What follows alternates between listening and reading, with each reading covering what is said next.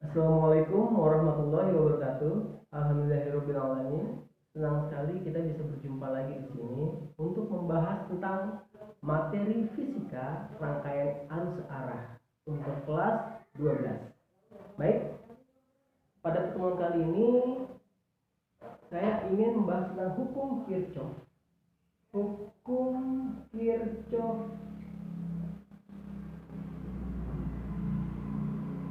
satu, di mana bunyi hukum Kirchhoff satu adalah besarnya arus masuk sama dengan besar arus keluar. Contoh, misalkan di sini ada sebuah aliran listrik.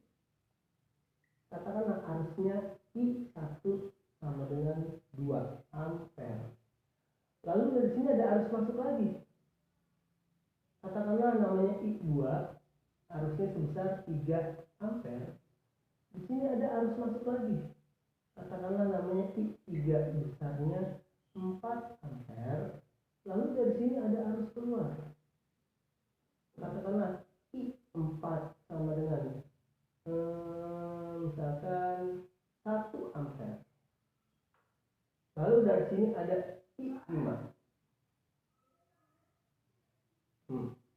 Jadi bisa disimpulkan bahwa I1 tambah I2 tambah I3 sama dengan I4 tambah I5, di mana I1, I2, dan I3 adalah arus masuk, sama dengan I4 dan I5 yang merupakan arus keluar sesuai dengan konsep di atas. Lalu jika kita masukkan angka-angkanya, I1 sama dengan 2, I2 sama dengan 3, I3 sama dengan 4, sama dengan I4-nya 1 tambah I5. 2 tambah 3, 5 tambah 4, 9, sama dengan 1 ditambah I5. Nah, sini bisa diketahui bahwa besar I5 adalah 8 ampere. Didapat dari 9 dikurang 1. Selesai. Seperti ini hukum Kirchhoff 1 sudah kita bahas di materi SMP kelas 9. Untuk materi SMA kita tambahkan dengan hukum Kirchhoff 2.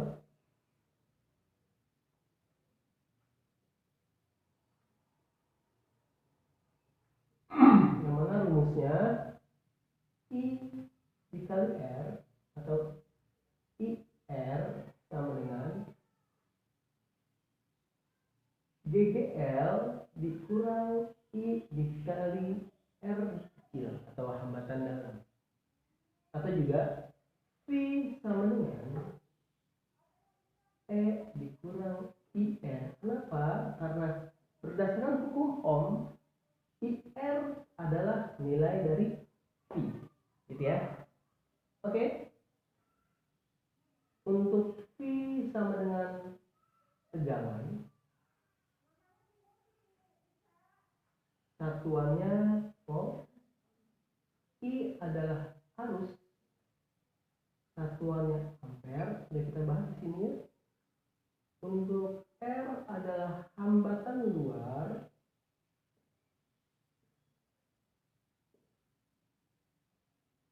satuannya ohm. Lalu epsilon merupakan simbol dari GGL, satuannya volt juga. Dan R kecil adalah hambatan dalam, satuannya juga ohm. Apa bedanya dengan R besar atau hambatan luar? R kecil adalah hambatan yang ada di dalam GGL, atau misalkan hambatan yang ada di dalam baterai. Oke, untuk mempermudahnya langsung saja kita bahas contoh soal.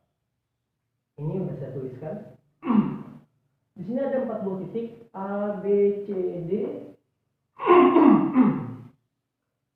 Dari titik A, taruhlah kita mengalir listrik seperti ini. Ini namanya loop. Mengalir listrik dari A.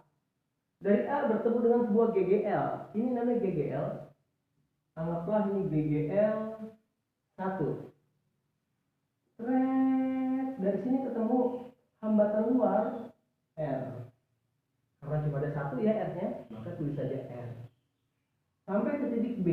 Dari titik B ke titik C, kita bertemu lagi dengan GGL. Anggaplah ini GGL 2. Dari titik C ada kabel ke tanah. Ini simbol ground. Untuk simbol ground kabel ke tanah artinya VC sama dengan 0. Kenapa namanya VC? Karena ground ini berasal dari titik C. Jadi besar tegangan di C adalah 0. Dari C ke D kita bertemu lagi dengan GGL. GGL 3 anggaplah. Kita lihat bentuk GGL yang pertama dia kecil besar. Bentuk GGL yang kedua kecil besar. Tapi ketika sampai ke GGL yang ketiga dia bentuknya besar kecil. Artinya berbeda ya. Karena berbeda maka bisa kita simpulkan. Misalkan seperti ini kita gambarkan. Jadi gini ya. Ini GGL 1, GGL 2, GGL 3.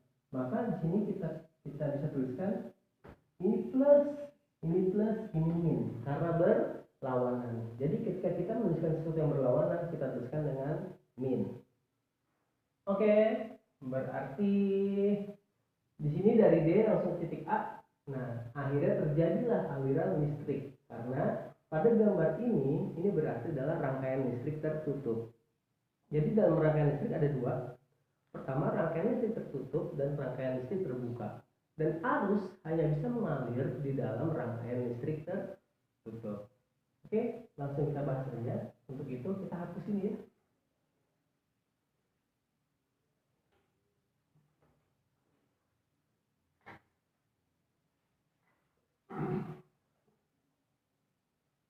Diketahui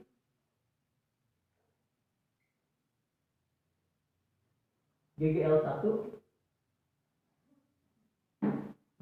sama dengan 12 volt dengan R ini yang tadi saya bilang, R kecil adalah hambatan yang ada di dalam GGL. Berarti 1 ohm ini adalah R kecil. R1 sama dengan 1 ohm. Lalu ada R besar, besarnya 2 ohm. Lalu ada GGL 2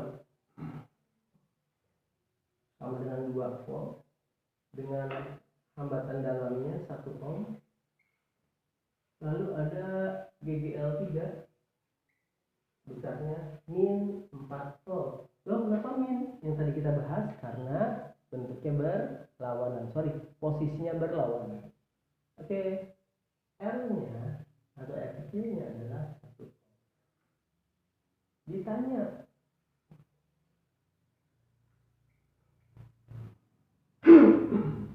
A besar I atau arus, B besar tegangan di titik CD, yang C besar tegangan di titik D. Jawab.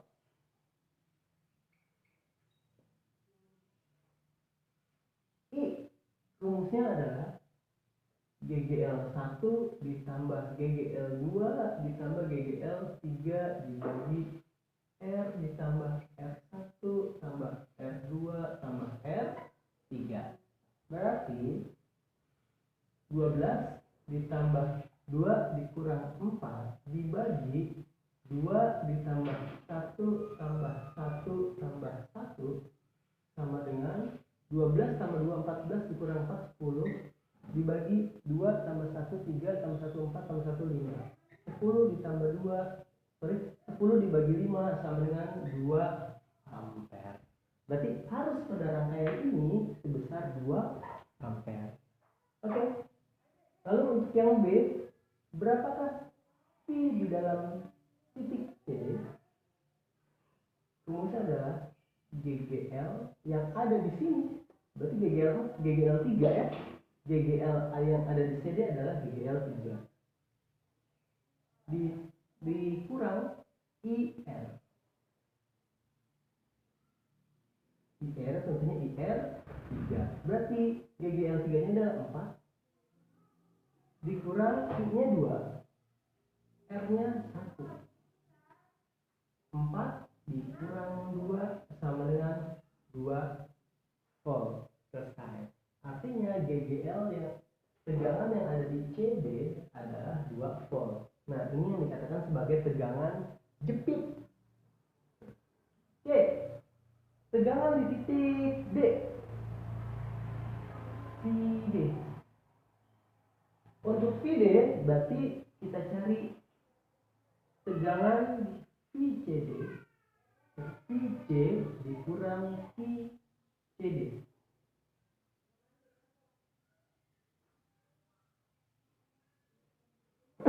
Gini ya. Berarti VC-nya tadi udah ada ya 0 dan VCD-nya adalah 2. Berarti dalam hal ini tegangan di titik D sebesar min 2 volt. Selesai. Jadi kita simpulkan bahwa tegangan di sebuah titik bisa bernilai positif, bisa juga bernilai negatif. Baik, saya pikir udah ya. Untuk itu saya akan coba memberi tugas kepada kalian di sesi berikutnya. Saya pikir sampai di sini dulu materinya. Saya ucapkan